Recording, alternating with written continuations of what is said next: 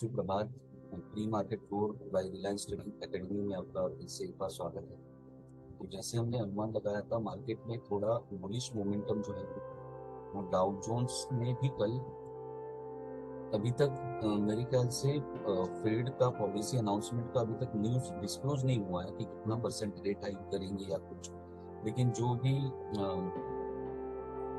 Solutions निकल के आ रहे हैं बैंकिंग सेक्टर के लिए, खास करके स्विस बैंक के लिए, जो क्या नाम था उसका, क्रेडिट स्विस, तो उसके चलते थोड़ा सा पॉजिटिव सेंटीमेंट है। बट ये न्यूज के चलते जो भी उछल कूद होती है मार्केट में, वो कितनी देर तक सस्टेन करती है उसका कोई भरोसा नहीं होगा। और टेक्निकली अगर हम देखें तो डाउ जोन्स के चार्ट पे हमें साफ दिखाई दे रहा है कि ये जो रेजिस्टेंस था, जिस रेजिस्टेंस को बहुत ही स्ट्रांगली हमने ब्रेक किया था, ठीक है, तो जब रेजिस्टेंस ब्रेक हो जाता है, सॉरी सपोर्ट था, ये सपोर्ट को जो हमने स्ट्रांगली ब्रेक किया था, तो जब सपोर्ट ब्रेक हो जाता है तो वही रेजिस्टेंस का फिर से जब प्राइस उस लेवल पर आती है तो वो रेजिस्टेंस का काम करने की प्रोबेबिलिटी होती है। डाउ जोन्स का खास करके, S&P 500 का तो नहीं, बट डाउ जोन्स का खास करके जो मैं डेटा, ऑप्शंस का डेटा देख रहा हूँ, तो उसमें extra ordinarily bullish picture create किया गया है।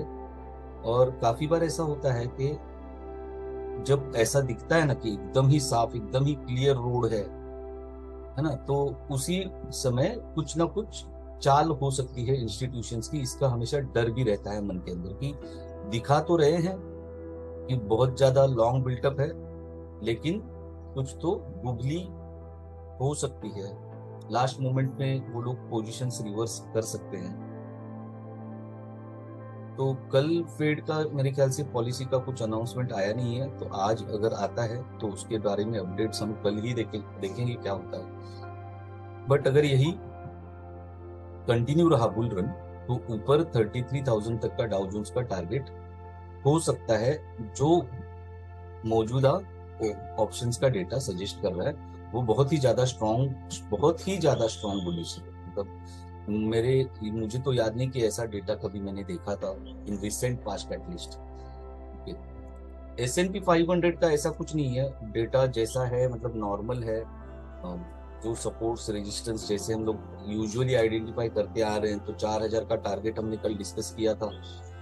तो आज मुझे ऐसा फिर से लग रहा है कि एक बार नीचे अगर आता भी है S&P 500, तो ये जो लेवल है, इस लेवल से हमें, है ना, 3964 या 3950 राउंड फिगर फिगर पकड़ो, तो वहां से वहां तक एक रिट्रेसमेंट आ सकता है और फिर हमें वापस से बुलिश मोमेंटम दिख सकता है। बट अगेन देखो, ऐसे लेवल पर आके मार्केट रुका है कि again there is a trending resistance. Okay, so इस रेजिस्टेंस को रिस्पेक्ट करता है क्या, यहाँ से फिर से रिजेक्शन होता है क्या, वो भी एक प्रोबेबिलिटी है। ऑप्शंस का डेटा में अभी फिलहाल कोई क्लियर पिक्चर नहीं है as far as S&P 500 is concern. बात करते हैं निफ्टी, बैंक निफ्टी।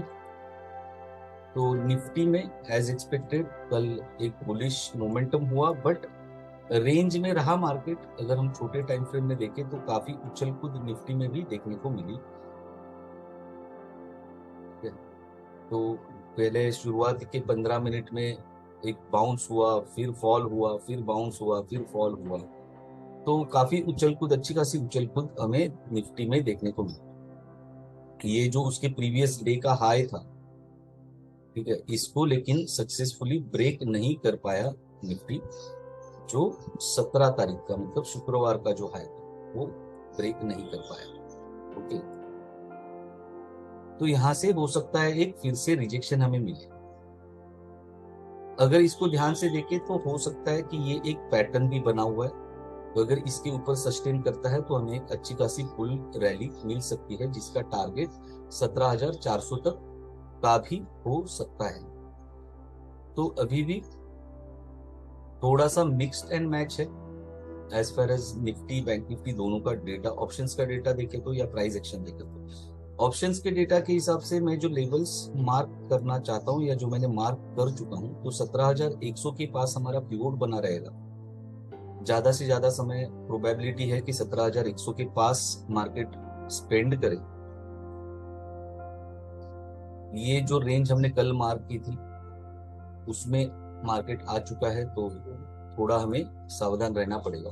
ऊपर की तरफ 17,200, 17,220, 250 तक की रेंज हम देख सकते हैं। और जैसे हम प्राइस एक्शन में, जैसे मैंने डाउ जोन्स में बताया कि जो सपोर्ट ब्रेक हुआ था वही सपोर्ट अब रेजिस्टेंस का काम कर सकता है, और प्राइस उसी रेजिस्टेंस जोन में या सप्लाई जोन में यू कैन से आ चुकी है। सिमिलरली निफ्टी में भी अगर जो सपोर्ट हमने ब्रेक किया था उस सपोर्ट तक अगर जाना है तो प्राइस को 17,200 से लेके 17,250 के आसपास आना पड़ेगा। That is when we will say कि जो सपोर्ट ब्रेक किया था उस रेंज में, उस सपोर्ट लेवल पर, या जो अभी रेजिस्टेंस का काम करेगा उस लेवल पर प्राइस वापस से रीटेस्ट करने आ चुका है।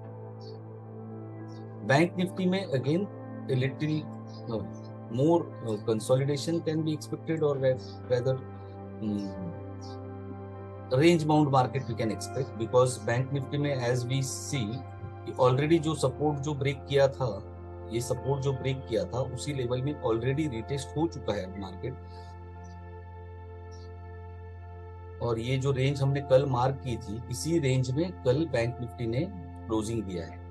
तो बैंक निफ्टी का प्योर 39,800 का है, हो सकता है 39,800 के पास ज्यादा समय बिताए, टू बी स्पेसिफिक 39,850 के आसपास ज्यादा समय बिताएगा। एकदम ज्यादा ही अगर मैं जूम इन करके लेवल निकालने की कोशिश करूं तो 39,850 के आसपास ज्यादा समय बिता सकता है। ऊपर की तरफ 40,130, 175 और 220 तक के हमें लेवल्स देखने को मिल सकते हैं।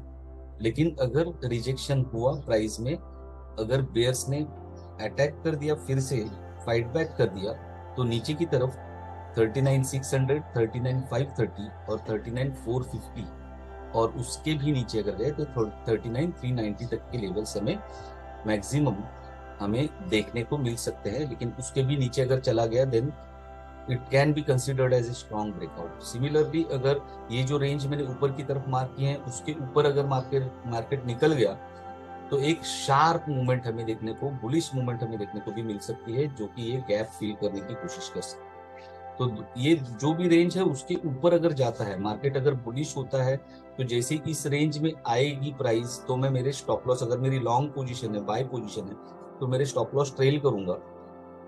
अगर मार्केट रिवर्स हो गया तो मैं अपना प्रॉफिट लेके निकल जाऊंगा। लेकिन अगर मार्केट ने ब्रेकआउट कर दिया इस रेंज के भी बाहर तो हमें एक शार्प मूवमेंट आगे देखने को मिल सकती है। सिमिलरली अगर नीचे की तरफ आता है, अगर बेयर्स फाइट बैक करते हैं, तो जैसे जैसे ये लेवल्स अचीव होंगे वैसे वैसे मैं मेरा स्टॉप लॉस ट्रेल करूंगा। अगर इसके भी नीचे तोड़ के मार्केट चला गया नीचे तो एक शार्प फॉल भी हमें देखने को मिल सकता है। स्टॉक स्पेसिफिक बात करेंगे तो ग्लेनमार्क फार्मा में एक बहुत ही अच्छी शॉर्ट अपॉर्चुनिटी, मुझे अलग अलग टाइम फ्रेम में अगर आप देखोगे तो आप पाओगे कि ये एक फिर से रेजिस्टेंस के लेवल पे या सप्लाई जोन में आ चुका है। तो अगर मैं वीकली चार्ट पे देखूं, ठीक है, तो ये एक कंसिडरेबली स्ट्रॉन्ग सप्लाई जोन यहाँ पर बना हुआ है ग्लेनमार्क में, और वहां से ही प्राइस जो है रिजेक्ट कर रही है। आइडियल एंट्री इसकी अगर मिल सके तो 450 460 के बीच में आइडियल एंट्री होनी चाहिए।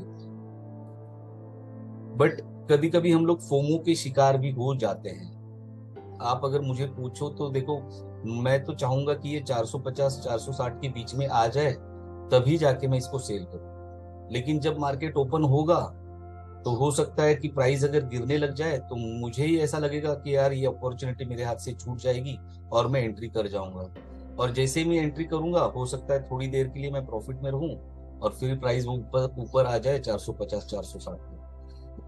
तो ऐसा भी होता है काफी बार। तो थोड़ा सा हमें लाइव मार्केट में, मार्केट ओपन होने के बाद में भी देखना पड़ेगा कि क्या रंग दिखाता है। 450 का स्ट्रॉन्ग रेजिस्टेंस है, 450 460 के बीच में मुझे एंट्री चाहिए।